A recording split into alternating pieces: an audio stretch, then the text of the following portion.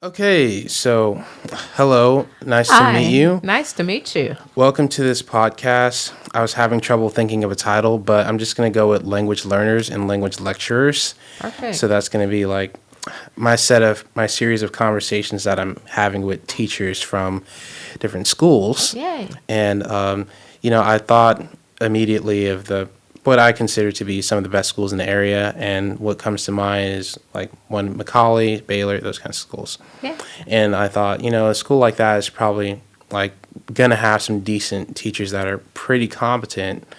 And like I'd just like to pick your brain about teaching in general, how you go about teaching Spanish as a language learner myself who began to learn languages in my early 20s, let's say. And we can get into that some, but Oh, well, thanks for the so invitation. Thank you so much. And thank you for thinking of educators. That's a very noble way of exploring society and humanity. So thank you for the invitation. yeah, yeah, absolutely.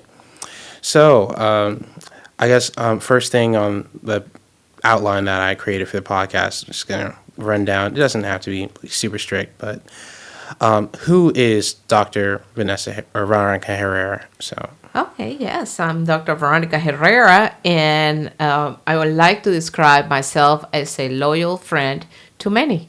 I'm a loyal friend to the organizations where I serve and represent, uh, to the craft of teaching and learning, and to individuals that have become part of my life. So I'm also, since I'm a doctor, and doctors are supposed to advance the field of work where they are gifted and educated to perform, I want to think that I am an agent in the advancement of the prosperity of humanity.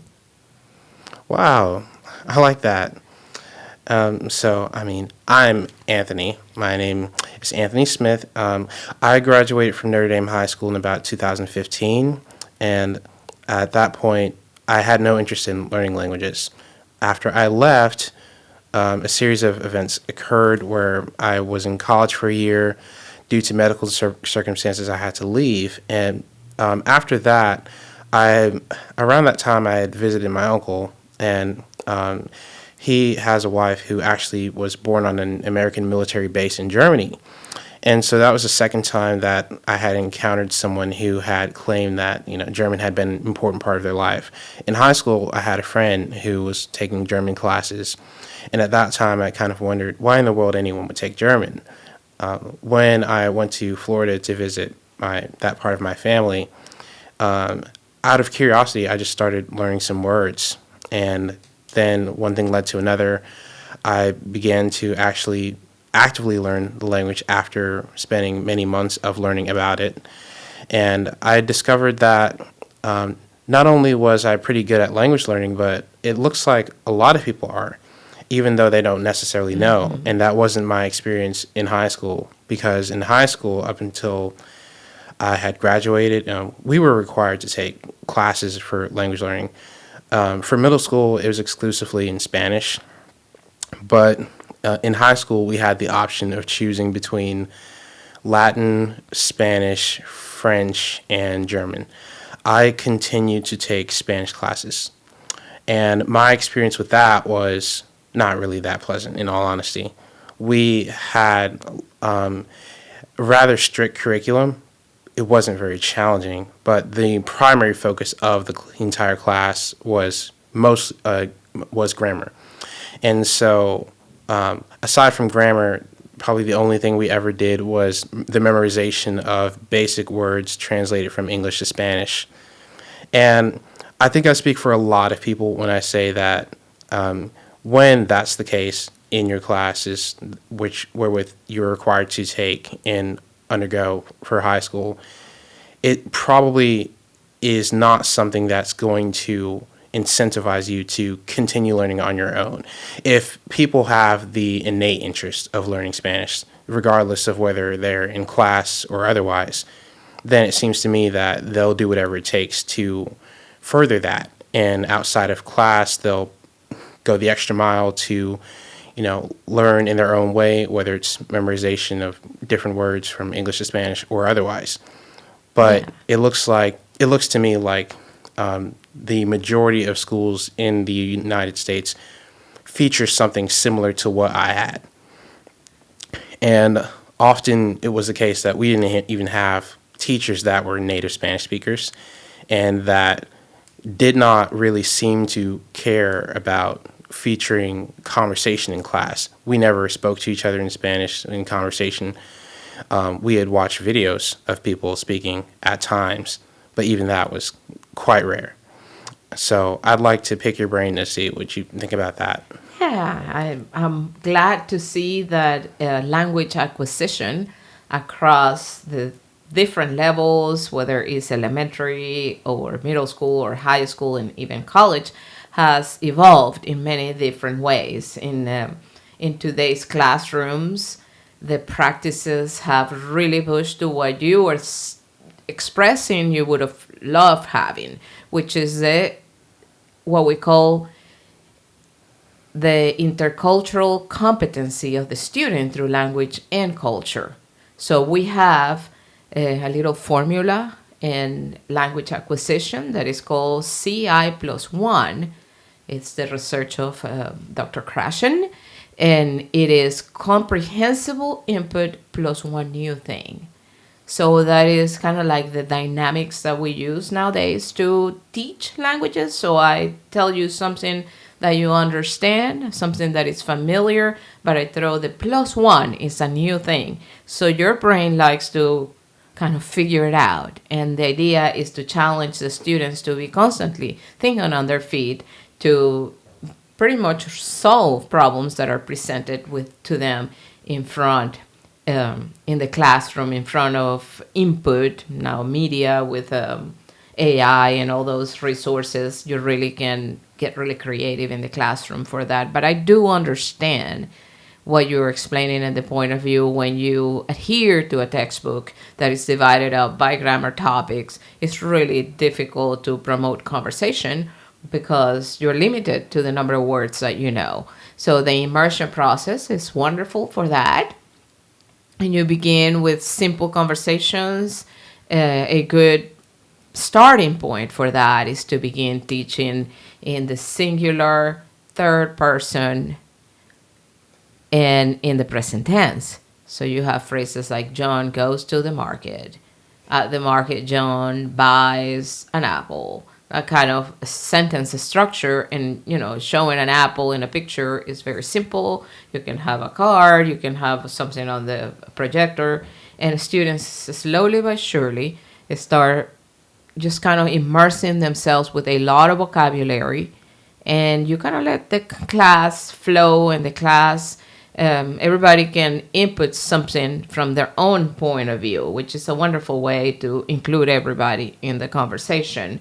Additionally, students can create their own questions, what we call robust questions. So you have the text like John goes to the market, John buys an apple, then students can formulate questions like what does John buy, where does he go. So you start using question words, because really the most powerful way to teach a second language is to teach the learner to formulate their own questions.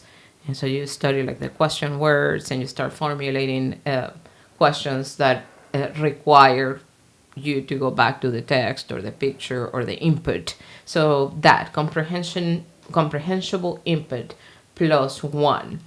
I think also in today's learning environments, teachers have a lot more flexibility to pick sources.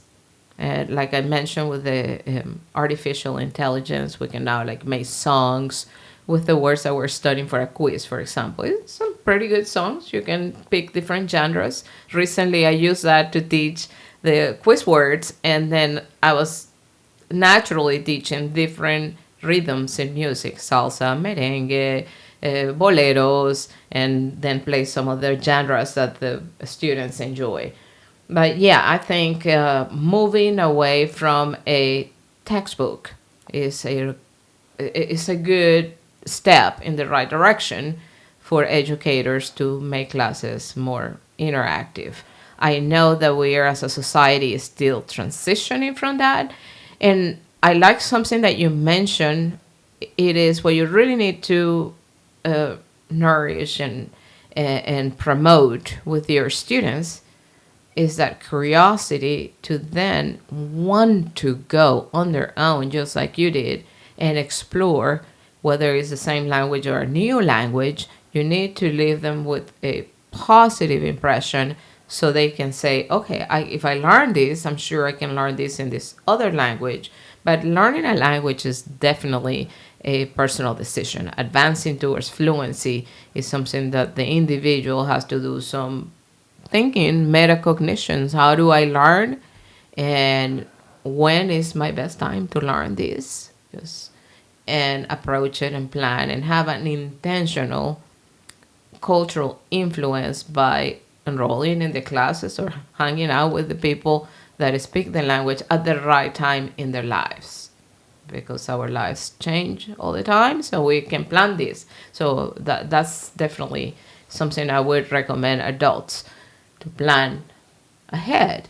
I want to learn Italian 5 years from now. I want to be fluent in Italian, and make those goals smart goals that are attainable, that are measurable, and those are goals that you can feel comfortable with, these tiny steps that you're going to take every day.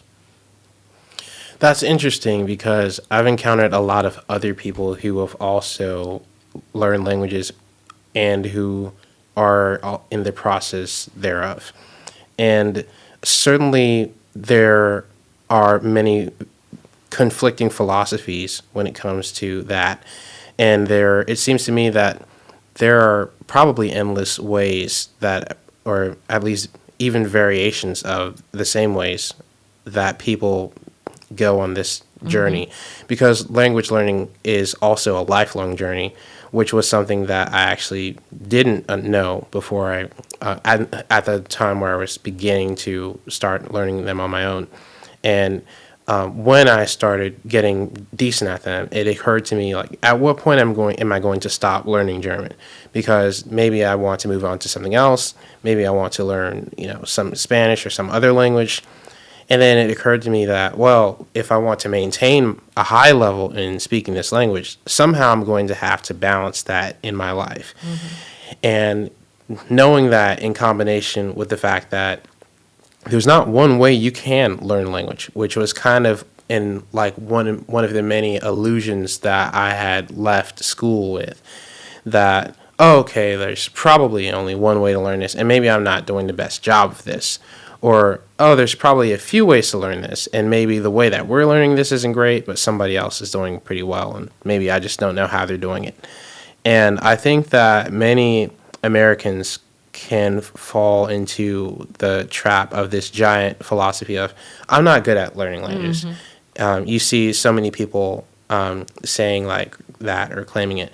In my experiences, I met people from all walks of life. Some were really super intelligent.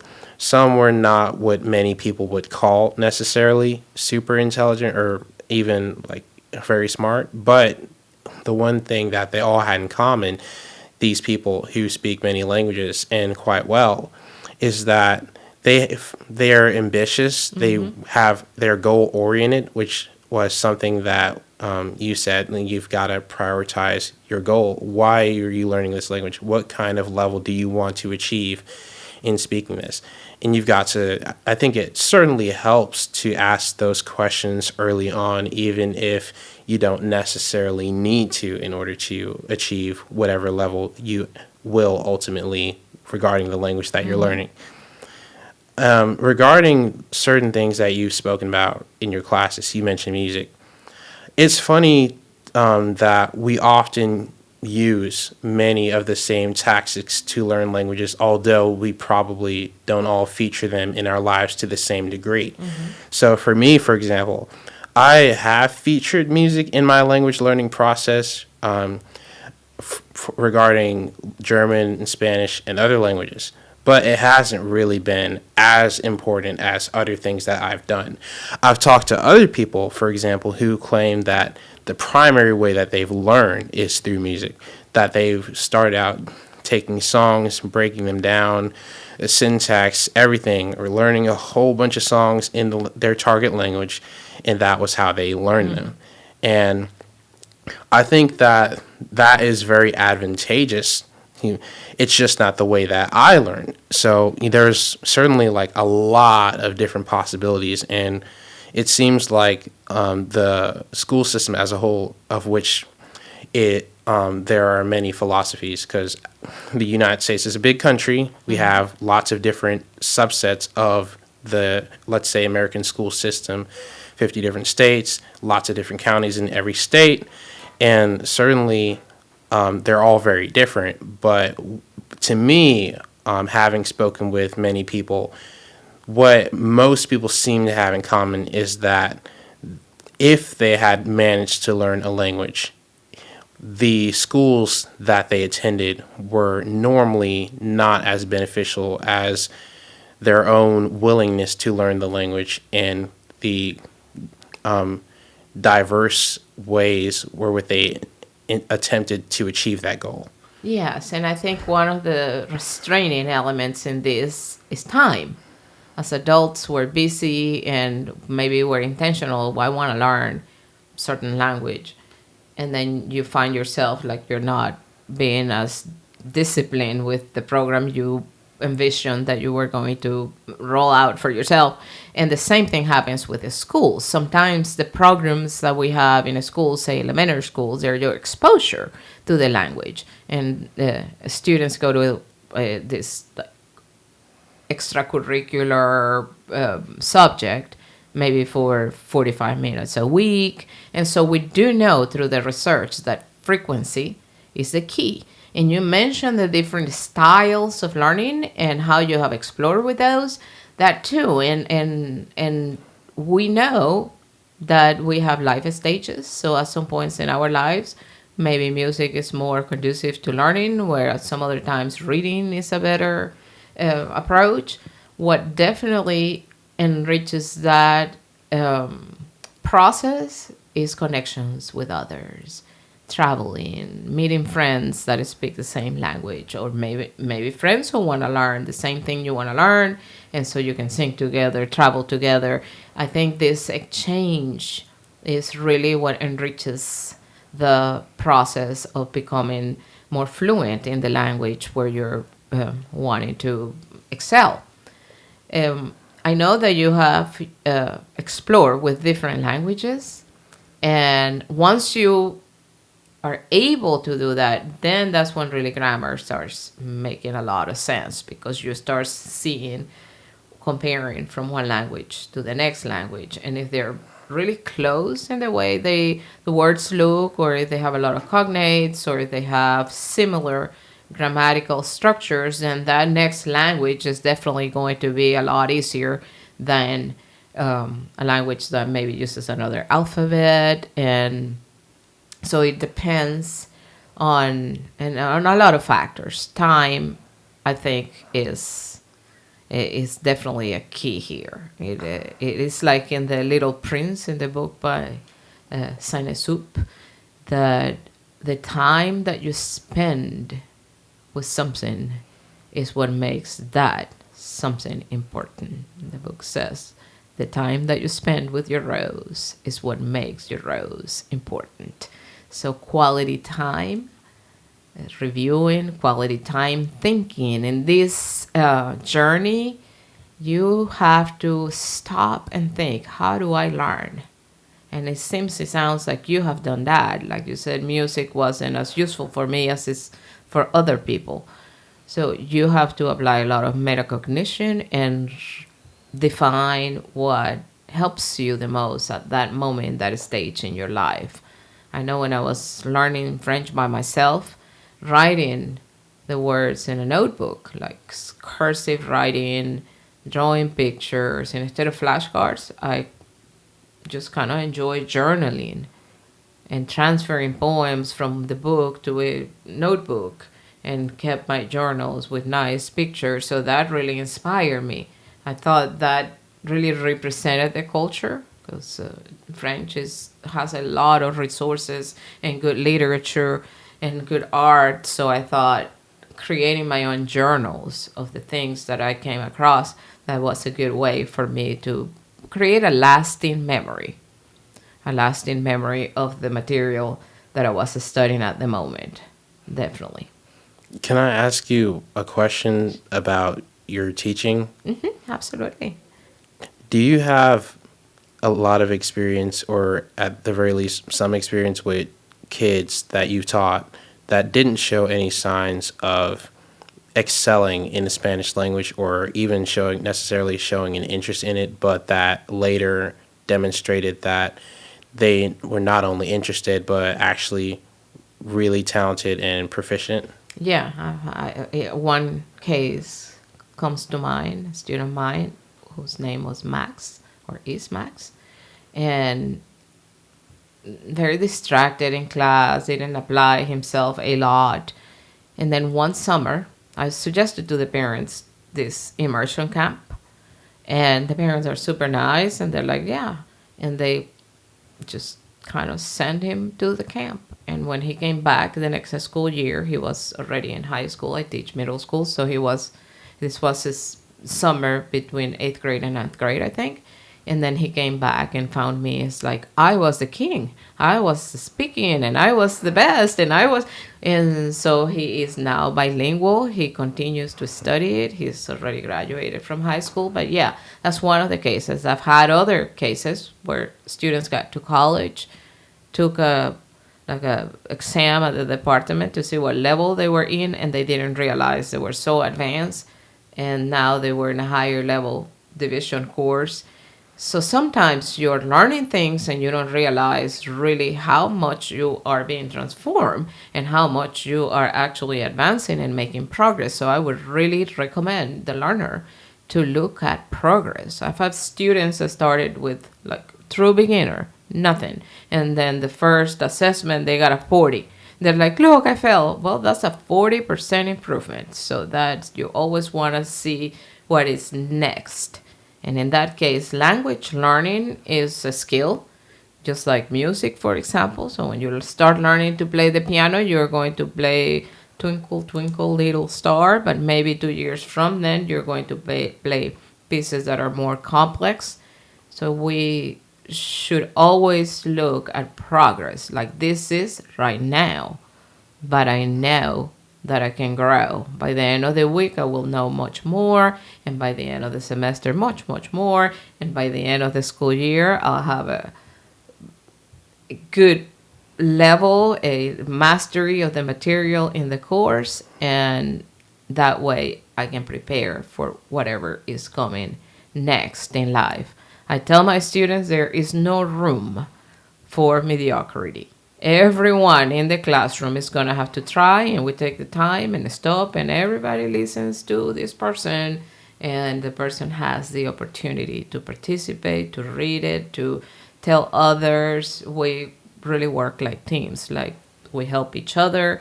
If somebody doesn't understand a concept, say a conjugation or something like that, we all practice together until we all get it. I always have this thing like, I don't want to leave anyone behind. No one can stay behind. This is a race together. It's teamwork.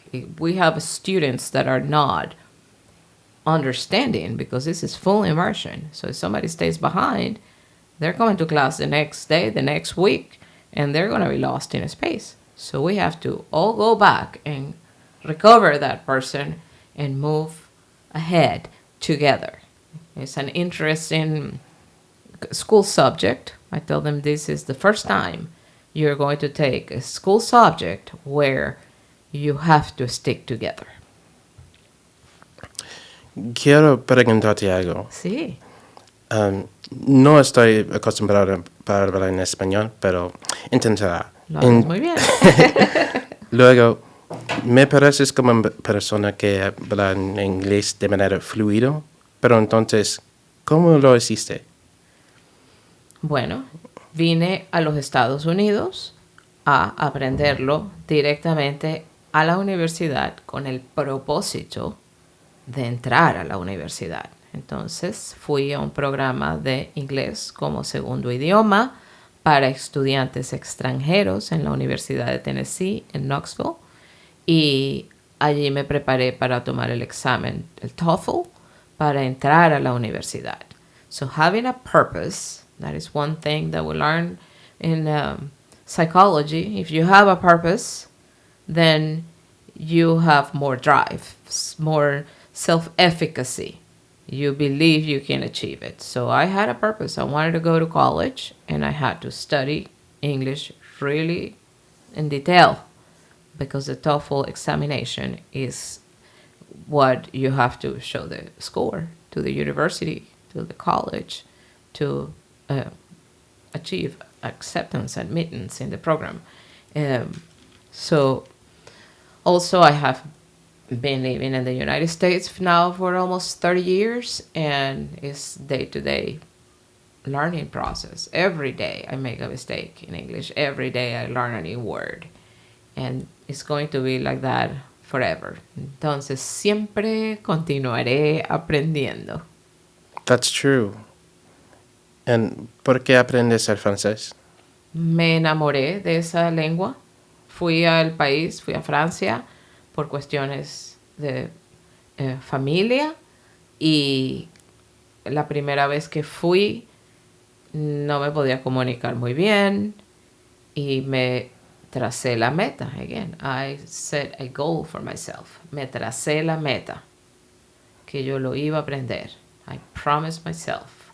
Me prometí a mí misma que cuando regresara, when I had the opportunity to go back, that I would speak in French, que yo hablaría en francés. Y así me puse a estudiar. But as we mentioned earlier, I was already a language teacher, so I understood a lot of the grammar and how it works, so I could grab one of those 500 French verbs book and know exactly the tense that I needed to use for the particular message that I wanted to convey. So learning French for me was a lot faster because Spanish is my native language. I minored in Portuguese in college, and then transitioning to French was a lot easier, say, than it would be to someone who didn't have that background. So you always want to try to find avenues to approach the language with things that you already know. Comprehensible input. And then you add one more thing, or you add new things that complement that input that you already understood. That's very interesting because it reminds me of something that we spoke of initially before this podcast when I first contacted you. And I remember we were talking about etymology. And I was telling you a bit about my process as I had first began to learn languages. And as I always tell people, before I was learning language, I was learning about them. And so what I had done was I had spent a lot of time studying the history of English, because I had a theory that if you could study about the history of your language and studying how it relates to other languages, you could potentially learn those other languages more easily. And I think was right about that. And I was actually really surprised, for example, how much Dutch and German I was able to understand from learning about the etymology of English and how it relates. Because if you don't know, you can't really use it to your advantage really well. Perhaps you are intuitive and you can notice that there's some kind of a connection between a word that seems similar to your language. But without that knowledge, without understanding how your language really relates to another, it's probably not as useful. So it seems to me that a native Spanish speaker who intends to learn Portuguese would do well to learn about the Latin family of languages. That, for example, Portuguese, Italian, and Spanish exist in the Hispano-Latina family or branch of the Romantic family of languages. And knowing that, a person could approach these other languages much differently had they not known that before. Absolutely. As a matter of fact, the reason I minor in Portuguese is that while I was at the University of Tennessee in Knoxville, I think it was a sophomore, that year, they offered for the first time Portuguese for Spanish speakers. So it was a 300 level class, and so you're gonna have to take level 1 and level 2, and you could fulfill your additional language requirement by taking this 300 level Portuguese class. And I took it, and it was so much fun because the culture is similar to a Spanish speaking culture, a neighboring country to Venezuela. And it was just so exciting. I made new friends. We had Carnaval Brasileiro in February every year, and meetings on Fridays for conversations. So not only was it a class that helped me accomplish a couple levels that I needed, it would have taken me 2 years to complete that requirement. I was now connected with the Brazilians in Knoxville. So that just kind of felt like candy to my brain. And so I continued to take the courses that the department offered in culture, and I learned the Brazilian national anthem by heart. I played it in a violin. It was so much fun. And I still have some of those friendships in my groups of close friends. So it is definitely, you were right when you approach your language learning in that way. And I think that's the case now in the United States with the Spanish, because the cultural influence, what we call in my research the casual cultural influence of Spanish in the United States, is so frequent now that it's almost like, yeah, and I speak Spanish. So in the future, less than a decade, I guess, the United States is going to be the country in the world with the most Spanish speakers. That includes second language speakers. Yeah, we have a large number of students right now in the United States learning Spanish as an additional language. So that's exciting to see that we are going to have so much blending of different ways of thinking, because at the end of the day, learning a language, it just gives you another point of view. You organize your thoughts in different ways, and you are able to interact with other people using intercultural etiquette based on what you know about the cultural background where they come from. And you can intentionally use different strategies to connect with them and other groups of people. So I think language learning is definitely a pillar in the integration of people from all kinds of backgrounds.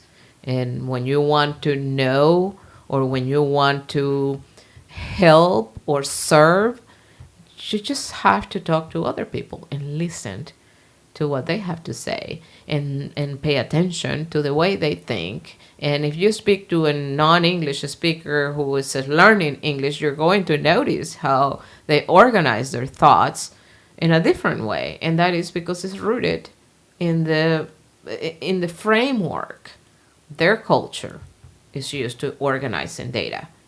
And that is just wonderful and so interesting, because you could end up solving some sort of need or problem, or creating something new based on that new point of view that you were not considering, because that is not your native language. So that is the power of mixing heritage in one community, having more than one culture represented in the room. That is a powerful way of just being a human. Yeah. You know, what's fascinating about learning about the United States, as a person who comes from here, interesting things that I discover. One of those many things would be that the United States doesn't actually have an official language. Mm-hmm. And to see, for example, Florida, my uncle lives there. I was there for 6 months. And I wasn't even in one of the cities that's known for Spanish speaking, like Miami or Hialeah. I was in Riverview, and where I was working, the Amazon fulfillment center in Ruston, which was right next to Riverview, there were lots of people there who were bilingual in English and Spanish. Some people weren't even very proficient in English, and I was getting lifts to work, and many of the Lyft drivers I had didn't speak any English. At that point, I realized that for me, at that point in my life, it was definitely necessary to learn some Spanish. I had, of course, at that point, finished like my high school, and so I already had sort of a handle on basic Spanish, but to always be around people who were speaking it, and and just to be able to engage in some small talk and trying to show that you can, engage in listening comprehension. Hearing them all the time, I was motivated to want to learn further and be able to understand at least some of what they were saying. Because, I think when you're in an environment where everyone else can do something and you can't, it's embarrassing, and it motivates you to be more competitive. It motivates you to be better. And so for me, to some degree, it was necessary to learn Spanish. And to some degree, I was also motivated to do it so that I could demonstrate a certain level of competency in the work environment and having conversations daily with people, so that they didn't feel necessarily that they had to accommodate me. And that was an important reason for learning it. I think a lot of people feel that way in those kinds of environments. But the challenge to me seems to be, let's say, applying this sort of almost like a flight or flight mentality to yourself in an environment where perhaps very few people want to practice in that language. So in my daily life, for example, upon leaving Florida, returning back to Tennessee, where it's quite different, the dynamic has changed. While you do have many Spanish speakers, for example, they live in gigantic communities where people almost exclusively speak Spanish, and where you can go to, let's say, escape the English-speaking world. And they're not mixed in to the degree that people are in Florida, where you can walk into any restaurant or store and encounter somebody who speaks the language. Whereas here in Tennessee, it's slightly different. And while you will run into people in restaurants and stores at times, it's not nearly as common as it would be down. And is that, for example, in Miami, it's filled with many, many people from Cuba. The Cuban influence down there is so strong that should one decide to learn Spanish, they would almost exclusively feel tempted to learn a dialect from Cuba rather than another country. Here, however, given that so many people are from different parts of South America, it's a challenge at times for me to even decide which dialect I would like to focus on most. I always tell people one of the primary differences between English Spanish, from my perspective, in that in observing myself, which I think I've had the chance to do now that I have access to various perspectives in other languages and people from other countries as well, it looks like it's a lot easier to choose a dialect of English than it is to choose a dialect of Spanish.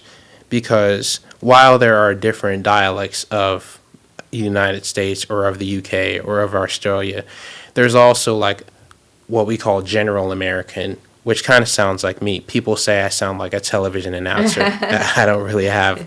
a standard English. And I think that's because a lot of businesses have their content in English, and also the voices that you get in the computers. There's something really fascinating about the Spanish speaking culture, from which I just draw a lot of motivation and pride, is this thing that you're mentioning. Even though we have different accents from different countries, we are so open to understanding a fellow Spanish speaker from another country. It's also really interesting that we identify ourselves by the nationality. We say, the person from Spain, the person from Venezuela, the person from Colombia, the person from Guatemala. And we are so open to when we first encounter somebody from another country, you can bet you there's going to be some sort of conversation like, how do you say this in your country? What is the word for this in Puerto Rico? What is the word for this in Argentina? And for us, an accent is a sense of pride. I'm very proud of having my accent from Venezuela, and the person from Argentina is very proud to having that accent from Argentina, and we are flexible to understand each other. And whereas when you say you are learning English, you're always identified like, oh, you have an accent. Where are you from? Whereas we can guess.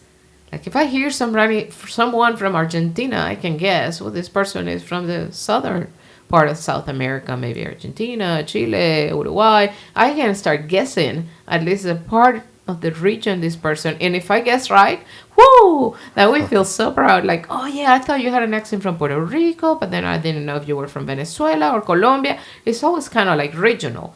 But there's always this one word that gives it away. You're like, oh, I know you're from Puerto Rico. You say guineo instead of cambur for banana. And so we have these little nuances in the regional language, and then specifically to countries, that an accent is a sense of pride. An accent is not like, oh, yeah, you speak well, but, you can improve your accent. I am, my accent in Spanish from Venezuela is a big part of my identity. The slang, the idioms, all of that represents a lot of who I am. And I think I speak for a lot of my fellow Spanish-speaking friends and culture equals that is how we view an accent. It really represents, and we feel proud. So. I think, while it shouldn't be that complicated and while the most important thing is simply to choose a dialect to learn, I think that a lot of people can struggle with it. Normally, if a person is deciding to learn a language in the States, it seems to me that aside from the perhaps minority of people who want to learn languages just out of interest, a person is doing it out of necessity, to some degree. They may have family members that are always, in their house or visiting, and maybe they feel pressured to be able to communicate with them at some point, not necessarily because they want to, or maybe they do, or just because it makes things less complicated. Yeah. Or they may have work. They may work at a job where simply many people don't speak their language. This is certainly the case for an overwhelming amount of people who don't know English, right? They may already have worked in an industry for decades, then work somewhere new that pays more, but then suddenly realize that, wait a second, because I don't speak English, even though I know what I'm doing and I'm very professional, I'm still at a disadvantage, and I need to achieve this goal. And it looks to me like when, in that case, for most people, it's not really that hard to pick a dialect. They can, if it's an American company, they can simply say, well, I should be learning American English. If it's a company in the UK, they should say, I should be learning English from the UK. I should be learning English from Australia. Of course, there are exceptions, outliers, but it doesn't seem to be that complicated. Spanish is different to me. I don't necessarily know that it's different, but I'm biased in that way, and it looks different to me because there are so many different dialects, and I was always in conflict with myself between which dialect I wanted to focus on. Of course, and we've just alluded to this theme, that you can get to where, this applies to every language, you get to where you listen to a person of a particular set of dialects and you recognize those words that they use. For example, British media, movies, shows is so popular in the U.S. that, I mean, who hasn't seen at least one British series or who hasn't seen, a British movie we're used to hearing it, and we're used to the terminology, the words that they use, the sarcasm of the British people. It's very common to hear that, but I'm not about to walk up in a store to talk to someone that I don't know and start using the word mate. That's not about to happen because I'm American. That's a strange thing to say, you know. But we understand, like when other people say it, and it's like it's something that we're used to. We've been exposed to so much that we subconsciously don't think about it. It's so embedded in our subconscious that we don't even question that people would say those things. And I think in Spanish that is amplified to a greater degree, given that Spanish is chopped up into more chunks, and while English is characteristic of these larger than life countries like Australia, I mean, huge country. Yes. The UK, huge place. Canada, huge, giant place. And the US, of course. But Spanish is unique because there are actually more native Spanish speakers than there are native English speakers. Mm-hmm. So this is a giant, larger than life language. But the difference is that, okay, there's like several different countries that you can associate Spanish with, and each of these countries has their own set of dialects. I mean, in Castellano in España, you have different dialects in the south of Spain. You have dialects in the north of Spain. You have different dialects of Mexico. Yeah. You have so many different dialects, and it can be challenging for someone of my kind of a background to begin to choose a dialect when there's not the necessity or the immediate necessity of learning the language. Yeah. So when I was in Florida, I wasn't living in Miami. Had I lived in Miami, it would have been obvious that I needed to learn Cuban Spanish. If I lived on the border of Texas, it would be obvious that I would need to learn Mexican Spanish. But when you don't, when you're not in that situation, or when you don't work at a job where the majority of people you're working with come from a certain background or heritage, it's not necessarily clear. And I think some of these technicalities can almost deter people from learning languages. It won't be the thing, at least in my opinion, that does deter them from doing that, because Americans are already a bit doubtful that they can learn languages in general. But this added layer of complexity seems to me that something that would further disincentivize people from being interested in learning Spanish. I think in this case, when I hear you say those analysis that you have obviously carefully paid attention to, is literature, reading on paper, is a great equalizer here, because there are pieces of work that are common to all the different countries, or at least that have been published for mass distribution in different countries, to schools, through programs. And so that would be an avenue for me to say, if you wanted to further your Spanish speaking, to focus some on the literature. There's in some countries, even though they may be small, they have a lot of writers.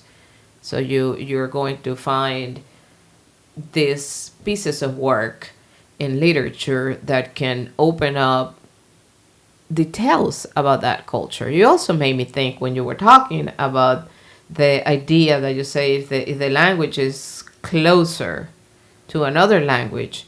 Well, in this case, for example, Spanish from Cuba is closer to Venezuela, Panama, Dominican Republic, Puerto Rico. So you say you have a community that speaks Spanish from Cuba, then that's going to get you closer to those other countries in the region. So we do have a standard Spanish.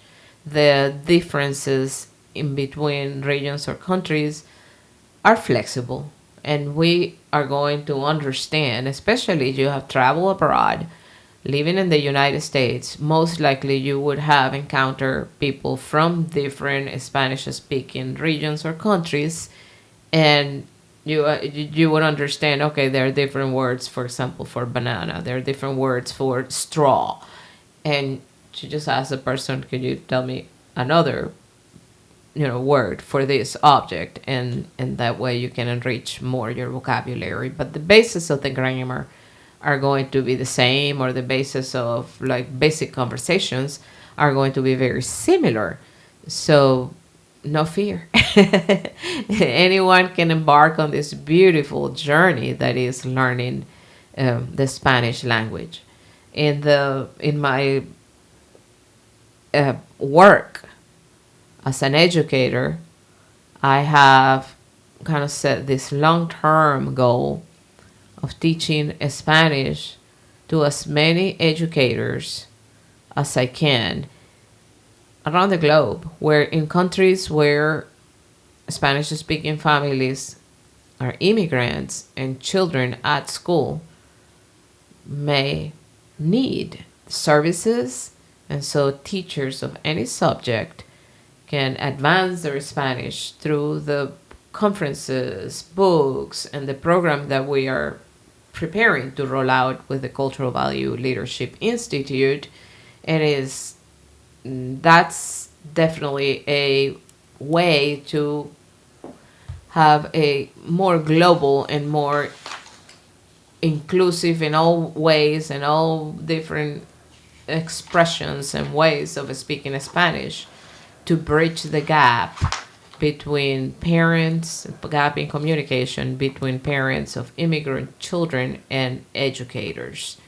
So that definitely is an avenue to produce content that would be standard to all the regions. You have a company called the Cultural Value Leadership Institute. What is that, and what does it do? Okay, the Cultural Value Leadership Institute is actually a non-profit organization with the goal of advancing the theory of cultural value leadership, which is by doctoral research. And it is a way for individuals to lead through their cultural value, to their heritage. And so the purpose of the Institute is to advance research.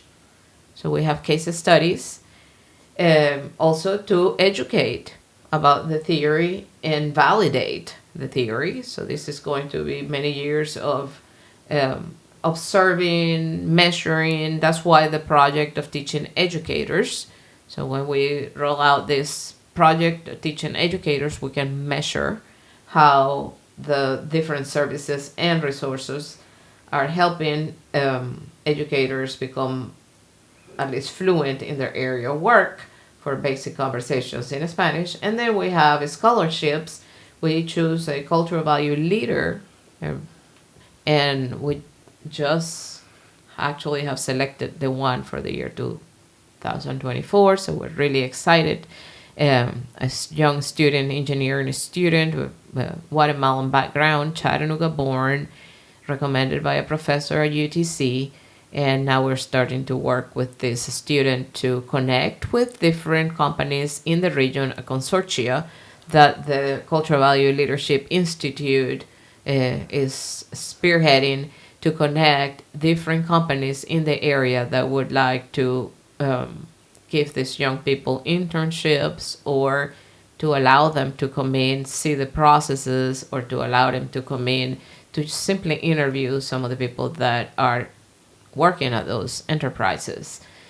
It's a great way to give an opportunity to someone with a cultural background that maybe does not have that many connections in the area, to connect with business leaders and be able to highlight. For instance, this particular person is bilingual, fully bilingual, can switch from one language to the other one with no accent, with no difficulty because their household is Spanish speaking. And there is that piece that, while they have rich culture at home, maybe people in that category, they don't have that many community connections because they grew up in neighborhoods or went to schools where they didn't have neighbors and friends that are now able to give them an interview or something like that. So the Institute serves as that catalyst to help people advance. We help with resume writing too. That is an area of strength where I have worked for many years helping people just organize his professional and academic data and to make it more visible for those who are recruiting. So the Institute has a rubric to measure your sociocultural footprint. So we have 7 elements of culture and different levels of impact, from 1 through 5 level impact, and then you have in that rubric a space to put in number of hours. So over time, you can actually quantify someone's sociocultural footprint in society with some number. That's the formula that we're kind of curating and making sure right now that it measures what it needs to measure. We're at the very beginning stages. We just got 501c3 approval for nonprofits last November. It's very exciting. We're celebrating all of that. Yeah, it's a lot of planning and working. So our goal is to have the first cultural value leadership conference in Chattanooga in 2026. We're already looking at programs and speakers and different demographics that we would want to target as the attendees for this conference. You mentioned that the scholarship was bestowed upon a Guatemalan from Chattanooga. And what is it that you look for or that your organization looks for when considering to give a scholarship to someone like that? Okay, this time around we had that very same question, and we really just struggle coming up with the criteria to make it to where you wouldn't put extra work on somebody, because initially we had thoughts like, well, if they do a cultural value project, but then we came back and thought, well, this is a scholarship, you don't really have to put more on their plate type of. So we struggle a lot with that, and we ended up deciding for this first one to just consult with a UTC professor that has been part of our advisors, and he had immediately this person in mind. He said, I know a person who would definitely benefit from the Cultural Value Leadership Institute training. And absolutely, we are going to provide courses and ways to empower this Chattanoogan in just kind of transition into the professional world. Next year would be their junior year, so it would be good to have a internship this summer, and then I'm hoping to be able to use this data as one of our case studies, and really highlight the things that we learned through this process. So it was very much in the beginning stages, but we are very clear on what we want and why is it that we think Chattanooga is a wonderful place to have our conference. Where do you meet with your conference and the members? We right now we meet online. The board meets online. One person is in Texas and another person is in Knoxville, and I'm here in Chattanooga. And so we have a very small board right now, but we have an advisory board and we have volunteers. So the organization is actually growing. We have just begun a process of invitation to young intercultural value leaders. Cultural value leaders would be young people in middle school and high school.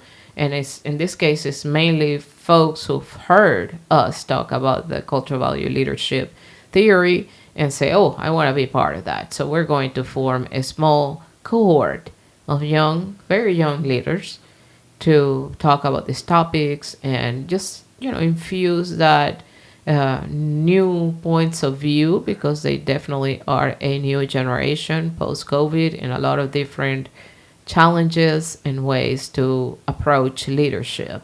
This whole thing of cultural value leadership, it just kind of stemmed off the idea that people, now we have spaces, even online spaces, where people can lead. You can have an Instagram account and become a tremendous social leader, and you've never seen your followers face to face. So given that that is the situation, we want to have ways and measurable ways for a person to track their leadership impact.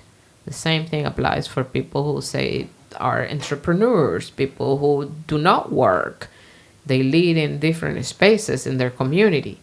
And so who gives these people, who certifies that somebody has been a great leader in the neighborhood, other than the people, just a few people around them?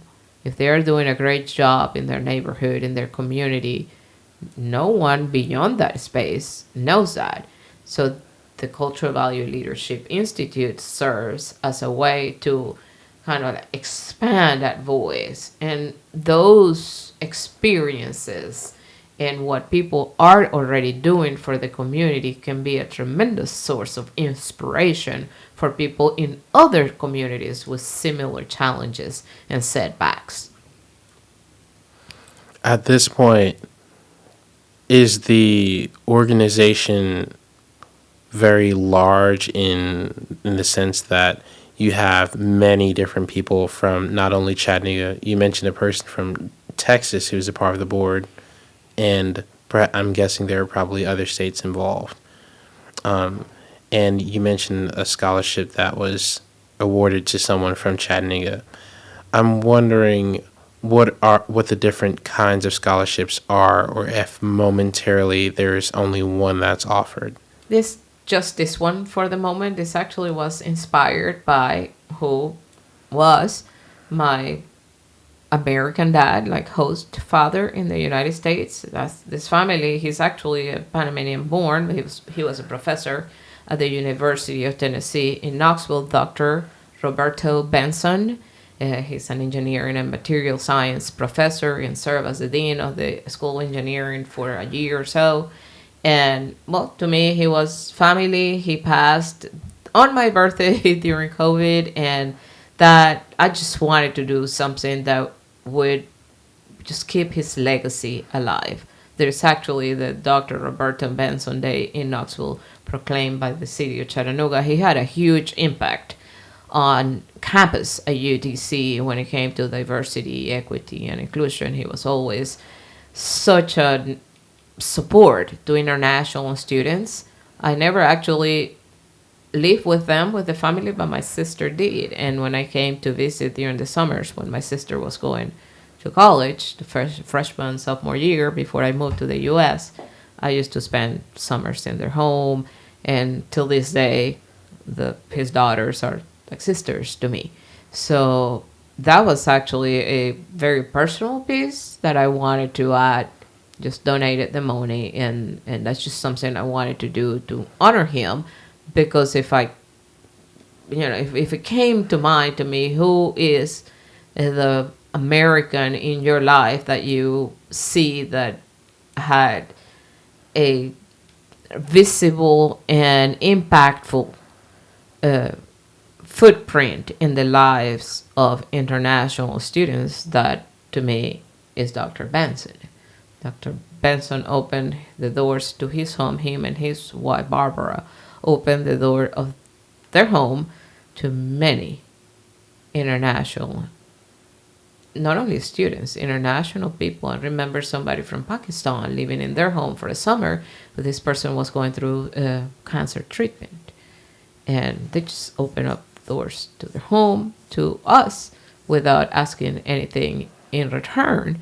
and made you feel like you were family, to the point that to this day we are. With his daughters, I am like a sister. So that was just something I wanted to, special, I wanted to do through the Institute. That way it's more visible and his name stays alive for many years to come. That's really sweet. Thank you. Who can be an intercultural leader? Because you were talking about helping people with their resumes, and it looks like it implies to me that this isn't necessarily only for middle schoolers and high schoolers. Exactly. Yeah. I've served before. I work in corporate America. I work at universities. I work with adults in the community, and and friends that have moved to the United States, friends of friends. And my friends used to joke that I have the magical resume, because as soon as I touch somebody's resume, they get some sort, at least the interview, they say, she's got the magical format, because at least we get an interview. So I guess I have an eye for these things, and I work in human resources before. And just interestingly, the way life turns, this skill helped me actually be awarded with a national award called the Hispanicized Impact Award. And it was in 2016 that I was recognized for helping many people in their professional development, and ended up actually going to Miami to receive the Positive Impact Award, and was in CNN talking about this, and CNN en Español with Ismael Cala in an interview, and it was just a big surprise to me. So I call this the power of a napkin. You can draw something very simple on a napkin, and this thought, as long as it comes from a good place, could have a tremendous impact beyond frontiers. And in that moment, winning the Hispanicized Positive Impact Award was to me a testimony that things that you do, small acts of kindness, contributing to the progress of others and the prosperity of the community in any way you can, is going to have a lasting impact. So helping people with resumes is just one thing that I think is, I call it people who are just about to cross the line, people who have all kinds of skills, but they lack maybe a well-written resume, or they lack some fluency in English. So I like to help people. That's kind of like my target demographics, people who have work for some skills. Maybe somebody moved from their country and they have a degree back home, but they're struggling trying to find a job because they don't know how to interview, or because their English is not quite there yet. So I like to help in that way. So because I know that it's good for the community, if I can help somebody make it to the other side, to become an independent worker where they can produce on their own, then I am helping in a big way the community. Chattanooga now has a professional person that can contribute back to the community in their own ways. And, it's just, it's an effect that is going like a chain, it keeps growing and getting larger and longer and longer and longer. So that is just something that's in my heart always. That's sweet. I really appreciate you being so vulnerable about that. Thank you. Can I ask you, I'd like to return somewhat to your teaching experience. So it occurred to me that teachers are in a situation where many of their students, and often most of the students in their class, are not necessarily interested in learning Spanish. In that case, given that you must have undergone such experiences where many of your kids were probably combating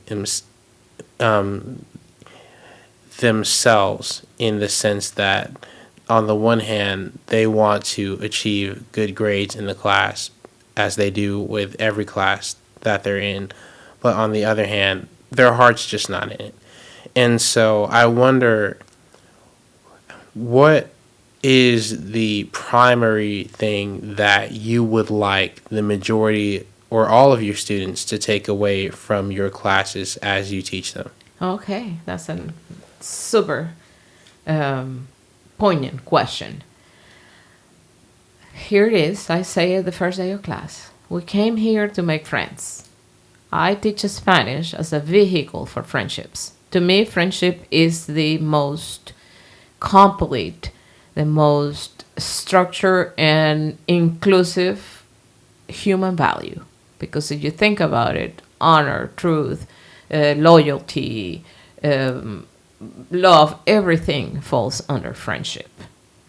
So that is what we're trying to achieve in that classroom. We're trying to learn how to be good friends through intercultural etiquette, how to treat each other, and how they can use the classroom to learn how to make friends with the people of that language they're learning. So you find yourself in a space where you are the only English speaker and everyone else in that room either speaks another language or the language that you're targeting, then the initial step is to become an active listener.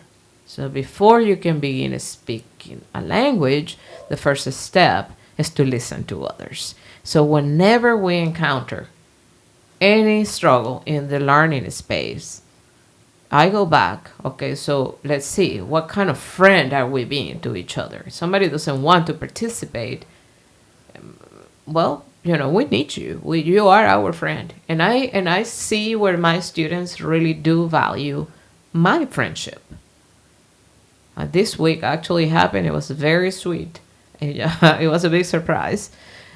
A student who had misbehaved a couple days prior brought in a flower from home in a little vase with water. This was just like heartbreaking. I had never had this happen this way. He snuck up behind me and put it on the table, and I looked and I almost just broke in tears. I was just like, this is so sweet. And then later on I had a conversation with him. I said, yeah, because this is what it means to be a friend. I said, what I love about this, the flower is beautiful, but what I love most about it is that you went outside of my classroom and you thought about it. You recognize that my friendship is of value to you and that you value me as a human being. I have my needs too. Many students have learning needs. I have my needs too. I don't like noisy spaces. I can't think if there's a lot of movement. I explain all of this at the beginning of the school year. So I want them to think about how they learn best, what things are interfere with their learning, and so we can have an idea of how we can respect the other person. Some days we're tired. Some days one person in the room is like, I have a big headache. So what can we do as the rest of the class to learn together, considering that this one person is just having a bad day? They have a headache. So maybe the person can go to the office and get something, drink water, go to the restroom, come back, see if they can feel better. But they do have to make an effort to try to stay together. This is just like we're moving together. And in order for us to survive and tackle this material, it's not me presenting material, it's us tackling this material together. The more concepts that we understand, the more concepts that are clear to them, when everyone in the rooms understands first person, second person, third person, singular, plural, and this is how you conjugate a verb, when everyone understands this concept, then we can move to the next thing. And when we finish the list of concepts, we are done. And now we can do other things with the language that are, and maybe the exam can be something that is more interactive.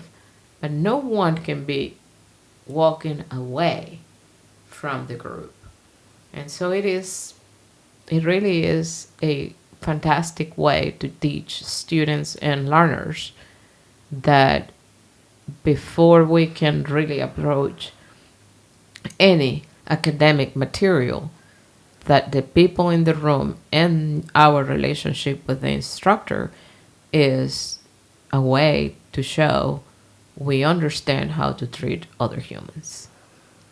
So, one way to put this is you're saying that your goal for your students is essentially to increase the potency of the individual relationships that the students have with each other in order to make the learning experience of the class more, not only more effective, but more communal, so that as the kids begin to move or further their Spanish speaking ability or whatever aspect of Spanish that would be, they do so together and not in an individualistic way.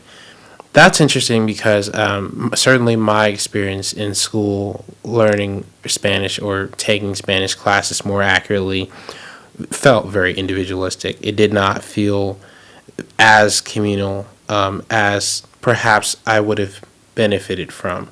Although I don't know, I mean, it's too late now. But I wonder how that would have looked if it would have been focused primarily on this communal thing that you practice. I create situations in the classroom, for example, to have a need together. Sometimes I have the stapler sitting on my desk with no staples. Somebody comes in, wants to use a stapler. It's like, ca, ca, ca, ca, ca. Oh, no tiene grapas. Oh, and there's a need. We all need to staple papers, but I put in a little need that would make us resolve that small problem. Somebody can go get staples. I can go get staples. Maybe we can play a video while I go get the staples, or somebody can serve as a volunteer, or two people can serve as a volunteer. So then you have all these options with words that are familiar to them, and we decide how we're going to solve that small problem. That is, we need staples and we don't have any. And there's also that thing of like, say, I go get the staples. Then if I'm leaving the room, then there's certain expectations. Then when I return in the room, everybody has committed to checking that each other that they're speaking Spanish only, because even when I'm not in the room, the Spanish only rule stays. If I have a substitute, I leave instructions, and we have the weekly monitors. It's called this los semaneros. Los semaneros are in charge of taking roll. They're in charge of assigning any role that we want to assign in, or giving permission to go to the restroom, or selecting a video that we're going to watch. So if I'm absent, los semaneros will run the show, and the substitute is just there, just kind of to have an adult in the room. But they are to resolve whatever task or assignment I have left in Spanish only. And that is just a great way to show that you respect that other friend that is not in the room. That leads me to my next question. Instead of asking you what a typical day in your classroom looks like, I'm going to ask you a variation of that, which is going to be, what is the difference in your mind between the first day of class, or perhaps the first 2 days of class, given that the first day is often focused on describing the outline of what will be focused on in the class as a whole, and the final class of the year? So what would be the difference between those two? Well, actually, the first 2 weeks of the school year are in English, giving instructions, because there is what you mentioned before, when somebody goes in a situation and they get a little bit nervous to speak to a native speaker, that's called the affective filter. So I tackle that the first 2 weeks of school and give a lot of instructions about how they're actually going to fill that affective filter. They're going to be afraid of answering questions. They're going to be afraid of saying things. So I ask them, for the first grading period, your job is to listen. You repeat after me. you feel like you can. If you can't, then just listen and listen and listen, and pretty soon everything will be so familiar. I repeat many times the same. I come back the next day and do a recap of what we had the day before. So fear not that I'm going to repeat. I can tell, I tell them, I can tell in your facial expression that you don't understand. Like, I've been doing this for such a long time that I can sense, like, oh, this person right here needs extra.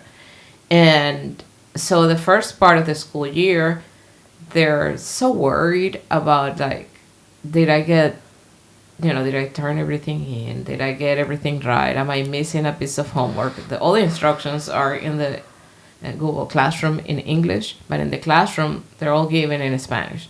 So they have a question, they can go at home or outside of the classroom to Google Classroom.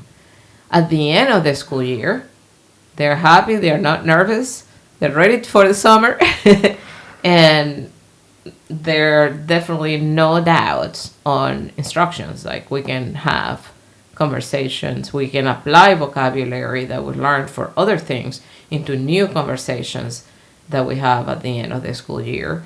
They always think the final exam, oh, this is easy, whereas the 50-word essay in the first test was like, oh, I'm going to die, this is so unfair. So there is definitely way more trust at the end of the school year. They're happy.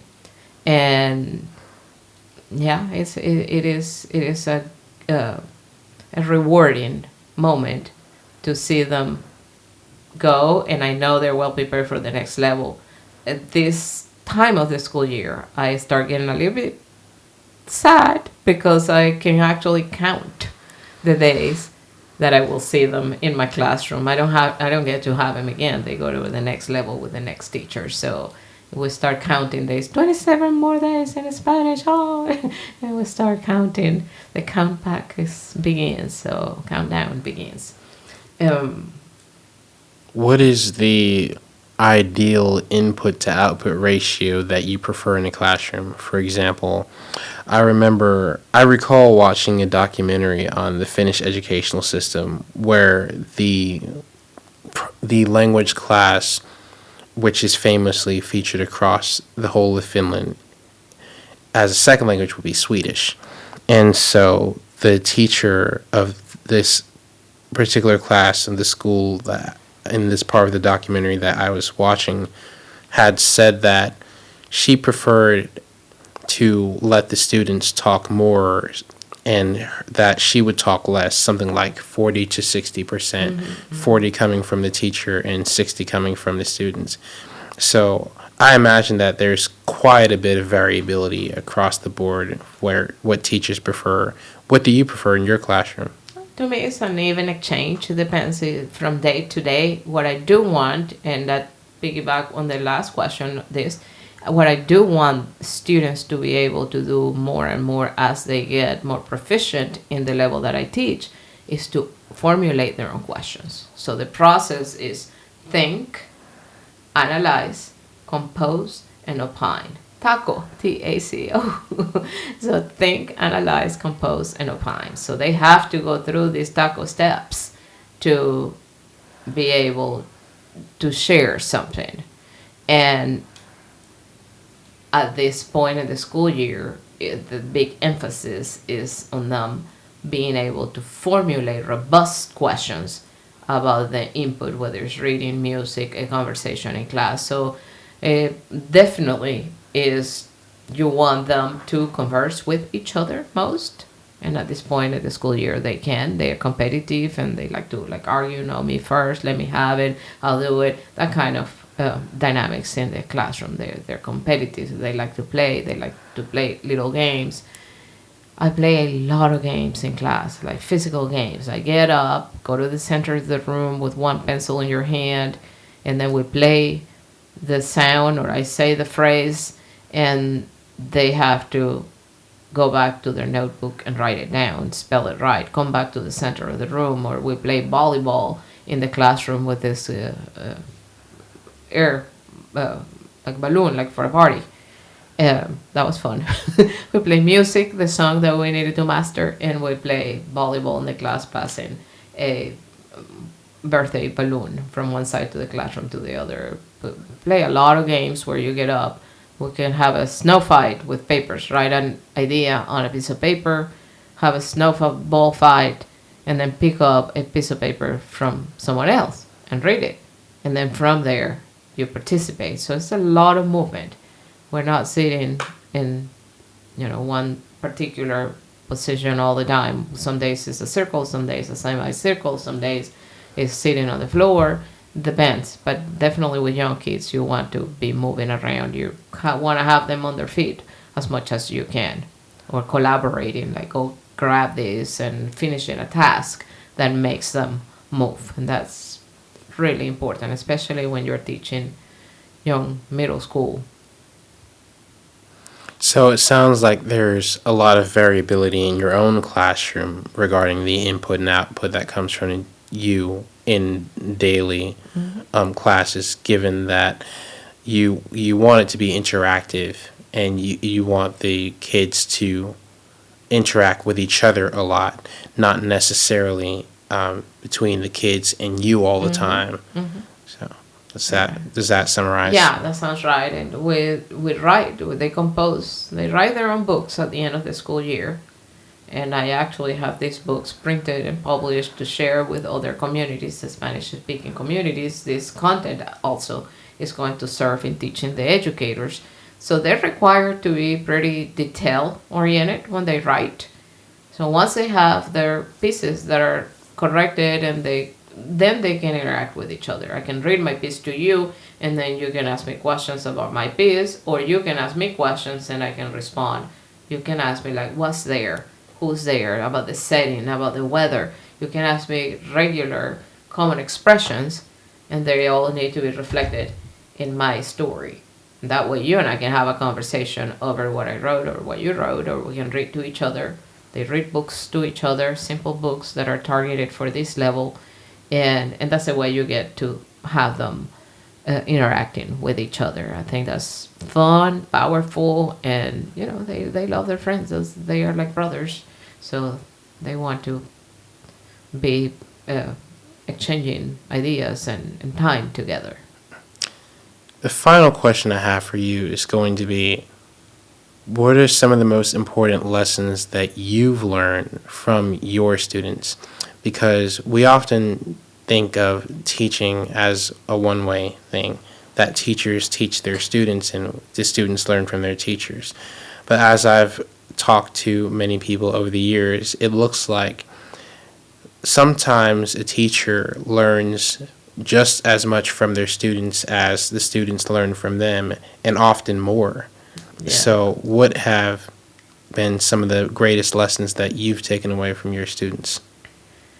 That statement is definitely right. We learn from our students. Sometimes we learn more because we're adults, and we learn to change and we learn to transform the way we do things. I am definitely very different than the person that started teaching 30 years ago. And I like to put it in simple terms. Our students teach us to be better humans. We have to, I know that I have learned through teaching, for example, to pace the way in which I speak. I used to speak a lot faster, say, giving instructions and all that. And I realized that learning from their everyday lives and needs and interactions and roles in society, many of them come from different backgrounds, and understanding that, talking about that standard language that you develop, sort of like that teacher voice. And I have learned too, I don't know if it's exactly from my students, but with my students, that we learn best when there is a peaceful atmosphere in the classroom. A lot of the literature in teaching second language wants you to be like super pepped up and yelling questions, who is in the story?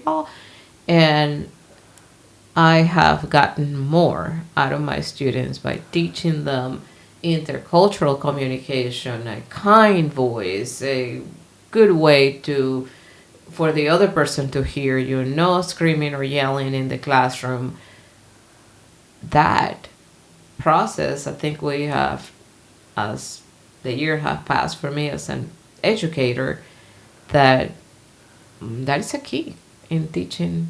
So I've learned myself to speak better by being an educator. Writing comments for my students, like comment cards, has been an amazing way to brush up on my psychology degree and learning how to communicate in writing about very personal things, because when I write a comment, I really put my heart into this. I need to know this person really well, and what I'm seeing on this piece of paper is for this family to have some information, maybe things they don't see, or maybe things they haven't been able to identify, and that's very personal. So learning how to craft some message that is caring, well written, and it shows that I have a strong connection with the students. So that translates to many spaces in life.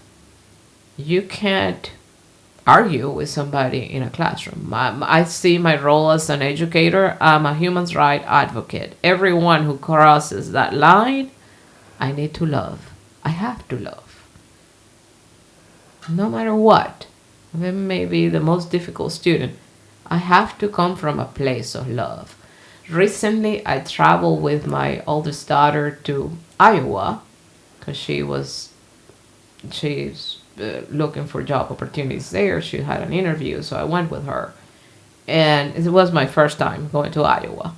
And I thought, oh, this is kind of neat. I've never been here, and I can make this place like a peaceful place, just like the classroom. So then I promised myself I will not have arguments with anyone in Iowa, just like I can do in my classroom. I had learned that in my classroom. We don't argue with the students. We teach the students how to communicate. So I found myself kind of like walking in this space, and I have made it a goal for me. Whenever it's something related to Iowa, it's a new state, I have no reason why to have arguments and not be able to communicate with people. So I'm going to be very aware and very intentional that when I'm in the state of Iowa, it's my peace state.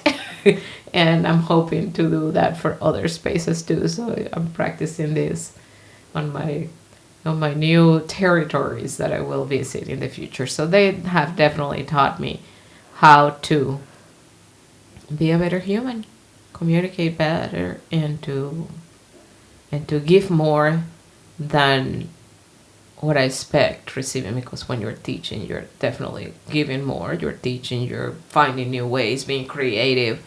And so that's practice every day makes me more giving, more a better person. Thank you. Thank you. That's all I have in this dance of conversation. One thing that occurs to me is that everything is a balance, whether it's having talks about, left and right, order and chaos, teaching from the perspective of the student and the teacher. Those are two sides of the same coin to me. And it seems to me that in being passionate about what we want to communicate, in your case, that's Spanish, we can often forget that it's not all you want to do, right?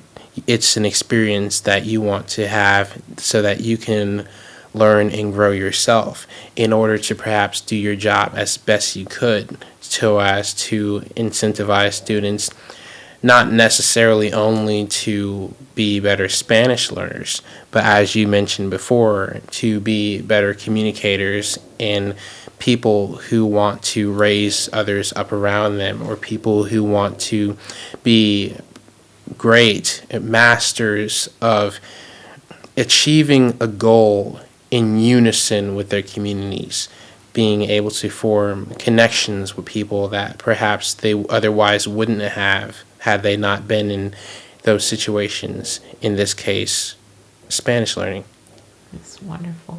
Yeah, I like to think of it as a great equalizer. No, when you enter that space, you find that you have the same needs of everyone around you, so that brings you together.